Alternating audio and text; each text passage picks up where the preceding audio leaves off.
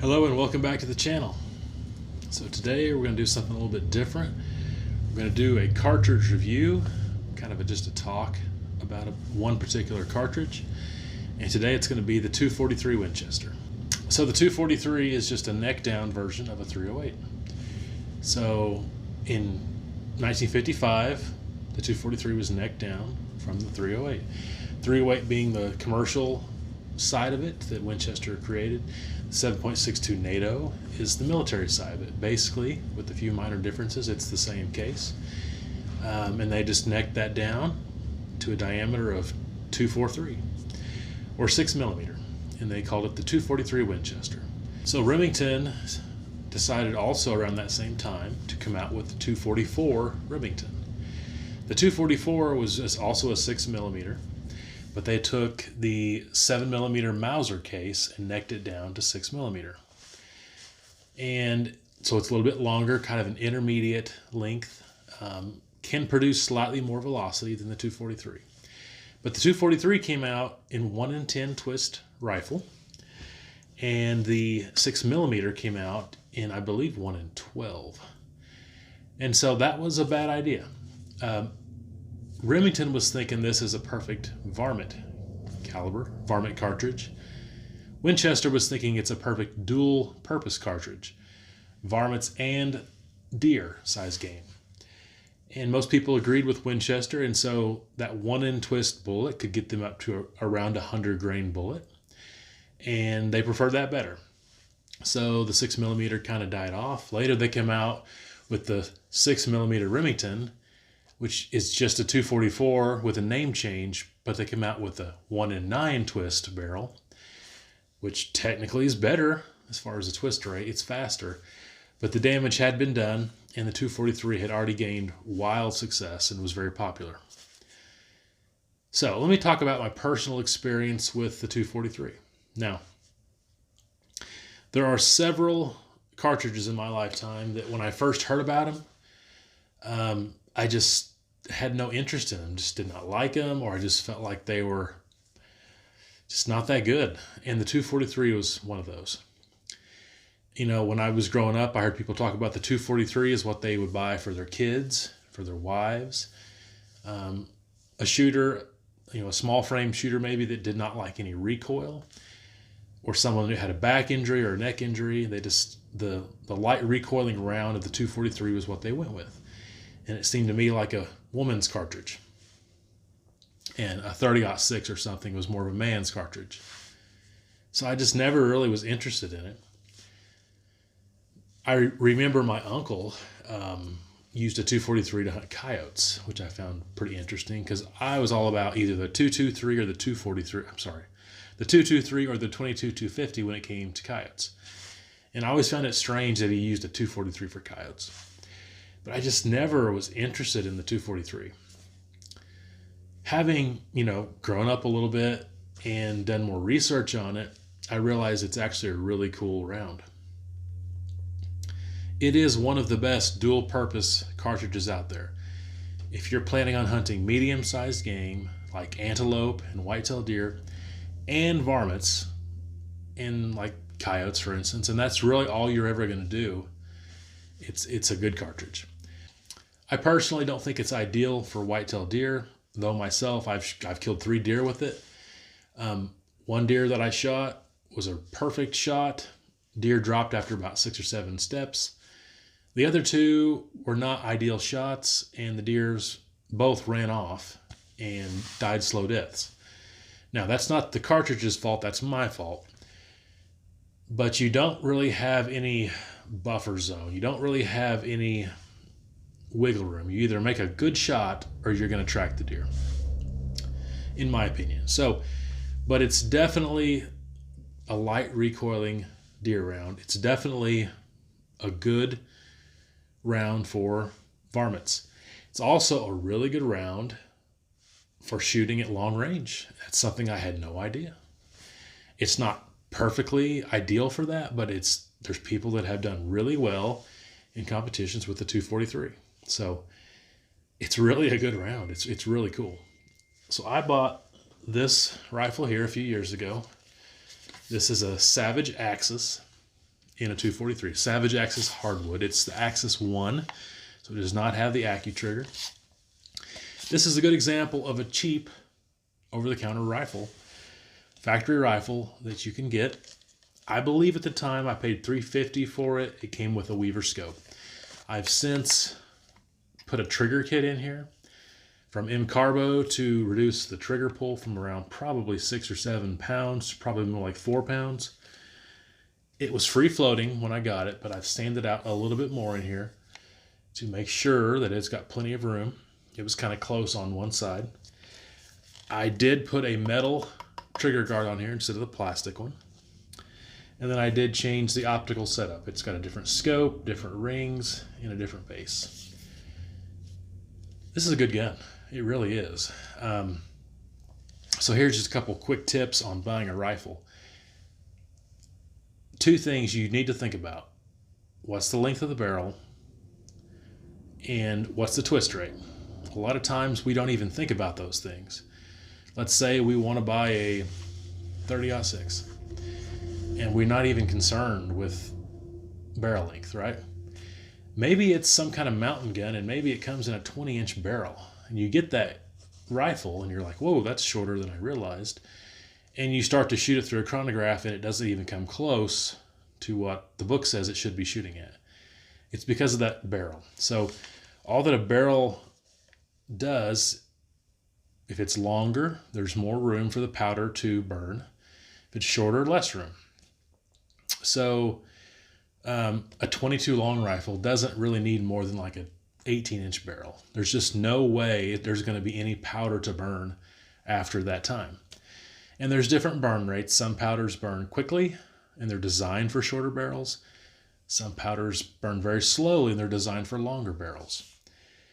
And you have to do the research to figure out what you want.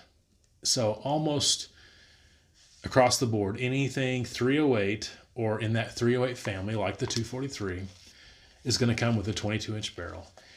In all honesty, it's good. I mean, if you were shooting competition with the 243 at 1,000 yards, you're probably going to you're not going to go with this. You know, you're going to get a heavier gun. You're going to get a longer barrel. But generally, 22 inches fine. If you get a 30-06, a lot of them come in 22 inches. Me personally, I would want a 24-inch barrel because if you're going to have a cartridge with more powder capacity, you want to burn more powder, you want to have that longer barrel to have a little bit more time to get a little bit more velocity. If all you care about is efficiency, then your 308 would be fine. But if you want the extra power that 30-06 can afford you, then you would need a longer barrel. You look at a 7mm Remington Magnum, it's got even more powder, right? You could go with a 22-inch barrel, but you're kind of defeating the purpose. If you want the advantages that a 7 Rem Mag offers you, then you want a longer barrel. So in a 243, a 22-inch barrel, I think is perfect. In the twist rate, this particular gun came with a 1 in 9 1/4 twist rate. Now let's say you're thinking, Savage Axis, dude, you got to get something nicer than that. Well, let's say right now you decided, I'm going to go buy a Winchester Model 70. Okay, sporter version, it's probably going to cost you $1,000, maybe $1,100. And I would not question that. I would agree with you that Winchester Model 70 is way better and way nicer than this Savage Axis. Would it outshoot it? Probably not. But is it just a nicer, higher quality, high-end rifle? Definitely. But let me tell you that rifle will be in 1 in 10 twist. Winchester does not make a 243 except for 1 in 10 twist. Now, if you're shooting like 95 grain bullets on down, or even 100 grain round nose bullet, 1 in 10 is fine. Kind of going back to what we talked about earlier with the 244. But if you want to shoot 105 grain or something like that, the 1 in 10 twist is not what you want. Most manufacturers today will have a 1 in 9 1/2 inch twist rate for their 243s. But like I said, this was 1 in 9 1/4.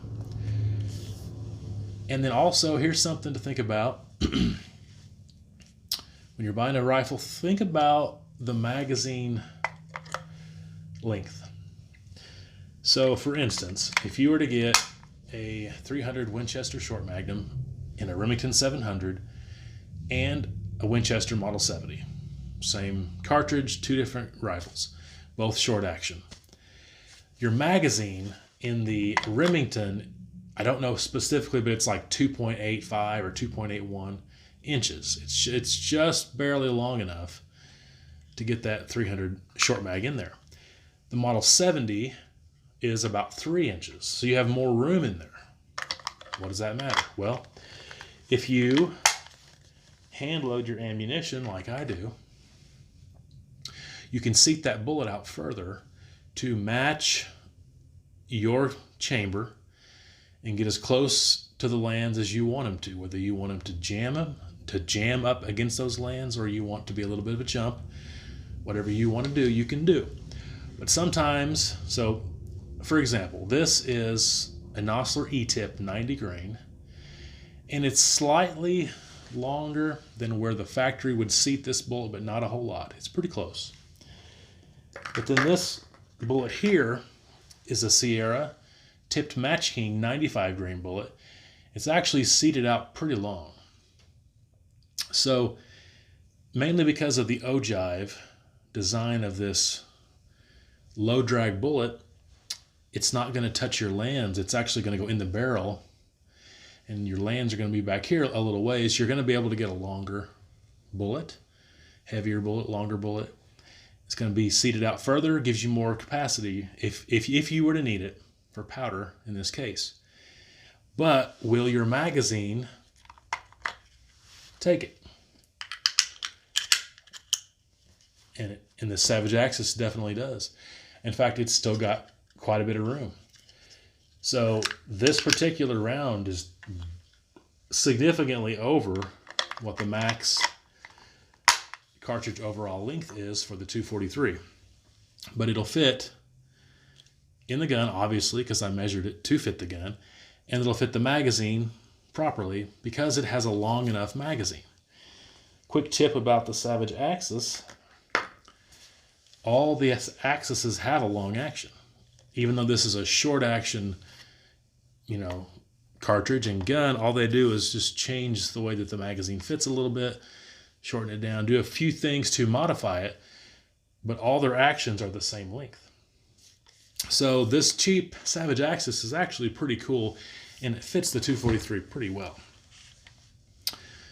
But the 243 is really cool. It's, I've talked about in previous videos how I feel like the 6mm Creedmoor, in all honesty, is kind of an improvement in any way you want to think about it from the 243. Maybe worse barrel life, but it's improved in just about every way, okay? And in all honesty, if you could find someone that would make a 6mm Remington, now you're going to have a little bit longer case. It might not fit in that short action. I don't think it will. With that 1 9 twist barrel, it's going to be probably a slight improvement over the 243 as well. But the 243 is by far, in a way, the most common, the most popular. And the more I've learned about it over my life, the better that I realize it is. It's not just that, generic kid and woman's cartridge. It's actually really cool. It's a very versatile cartridge. You can shoot a 55 grain bullet in here for smacking varmints around. You can get up to like a 105 grain bullet. It's not going to shoot the heaviest bullets per caliber like a 6mm Creedmoor was, because the twist rate, even though it's 1 9 1/4, that's not like the 1 7 or 1 8 in our more modern cartridges. But if you're just looking for something easy to find, easy to get ammo for, not right now in 2021, there's an ammo shortage, but generally speaking, popular, easy to find the ammo for, fun to shoot. You can shoot long range, you can hunt deer with it, you can hunt varmints with it. There's really no negatives in my opinion. It's a really good round. So just wanted to talk a little bit about this and this particular gun and these particular rounds. By the way, they were very accurate. Clover leafed at 100 yards, sub half MOA. and been pretty happy with it. And overall, happy with the 243. So I'm a big fan of the 243. On paper, it's not the best, but man, it's hard to beat in practical everyday life. So I'll just stop the video here. Hope you've enjoyed it, and there'll be more of these to come. Thank you.